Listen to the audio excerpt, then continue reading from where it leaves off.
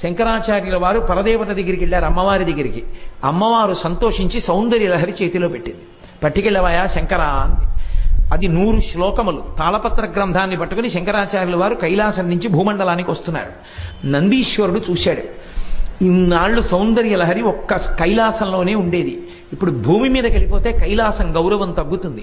భూమి మీద కూడా సౌందర్య లహరి ఉందని, కాబట్టి ఇది దక్కడానికి వీల్లేదని 2 కొమ్ములతో పరిగెత్తుకొచ్చి శంకరాచార్యుల వారి చేతిలో ఉన్న పుస్తకంలోని తాళపత్ర గ్రంథాల్లో కొన్ని తాళపత్రాలు లాగేశాడు.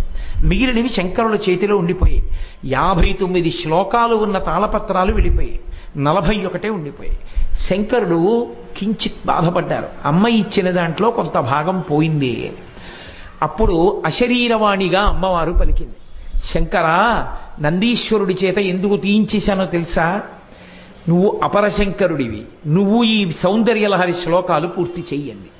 వెంటనే శంకరాచార్యుల వారు ఆ నందీశ్వరుడు తీసేసుకున్న 59 శ్లోకాలు తాను పూరించేశాడు. పూరించి మొత్తం 100 శ్లోకాల్ని తీసుకుని భూమండలానికి తీసుకొచ్చారు. ఆ సౌందర్య లహరి అంత గొప్పది. ఇప్పటికీ పెద్దలు ఒక మాట అంటారు, ఈ ప్రపంచం మొత్తం మీద వాంగ్మయంలో సౌందర్యము అన్నవి కనపడితే 2 చోట్లే కనపడతాయంటారు. ఒకటి సౌందర్య లహరి, 2 సుందరకాండ. ఆ రెండే, ఇక 3వ స్థానం లేదంటారు.